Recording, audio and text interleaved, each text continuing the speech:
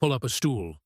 In 1964, a woman in Buffalo cooked up the scraps and accidentally invented America's top game day food. 2 ingredients.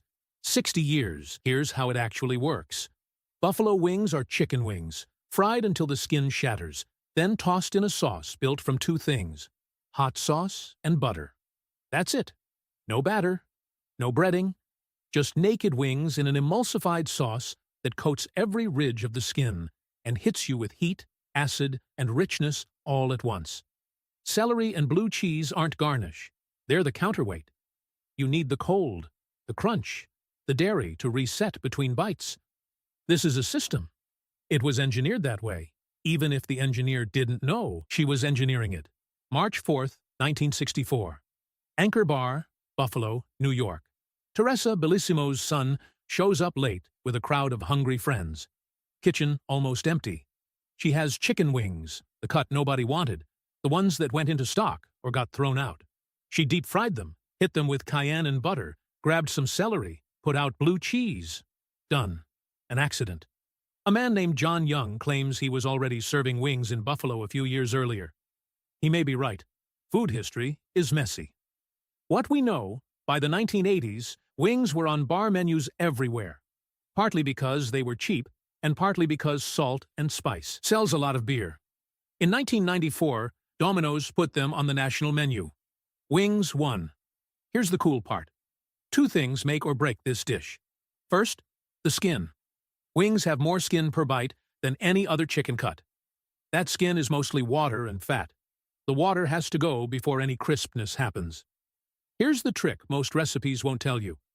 A tablespoon of aluminum-free baking powder with the wings before baking changes everything.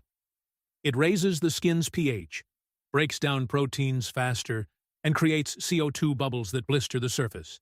Shatteringly crisp. No fryer. Second, the sauce. Frank's RedHot alone is thin and acidic. Add butter and something interesting happens. Capsaicin dissolves in fat. The butter binds it, smooths it, cuts perceived heat by half.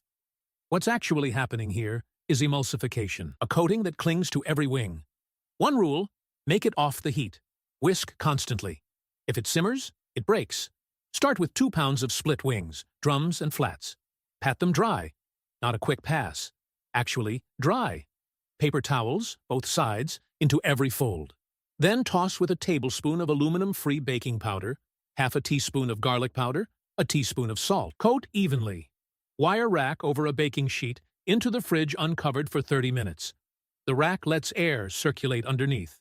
The fridge finishes drying the skin. 30 minutes minimum. Overnight is better. 425 degrees. That's your oven temp. Lower, and you're steaming them. Slide the rack in, set a timer for 25 minutes. You'll hear them sizzling. That sound is right. When the timer goes, pull them out. Flip every wing with tongs. They should release cleanly from the rack. Back in for another 20 to 25 minutes. You'll know they're ready when the skin has pulled tight and gone a deep amber gold. A pale wing is an underdone wing. While the wings finish, make the sauce. Half a cup of unsalted butter. Not salted. Frank's has enough sodium. Melt over low heat. Pull it off the burner. Pour in half a cup of Frank's RedHot and whisk until smooth and glossy. Not simmer, not boil, off the heat. Milder? More butter. Hotter? Pinch of cayenne. The ratio is yours. The order isn't. Butter first, hot sauce in, off the heat. Whisk. Wings hot from the oven, straight into a large bowl. Pour the sauce over. Toss until every surface is coated. The sauce clings to that blistered skin and stays. Set out with celery sticks and blue cheese dressing. The cold dip isn't optional. It's the reset button between wings. Some people use ranch. I won't fight you. But blue cheese is what Teresa served. Cut 1. Look at that cross-section. The skin is dry and shatteringly crisp. Not chewy, not a batter shell pretending to be skin. The meat pulls clean from the bone. Sauce hits first, as heat and tang. Then the butter rounds it out half a second later. Celery crunch resets the whole thing. This is a well-designed dish. Not fancy, just designed. 60 years of bar menus refined it without anyone trying. It's bar food. but it's the best version of exactly what it is. Not as good as the Anchor Bar on a Tuesday, but pretty close for a Wednesday at home.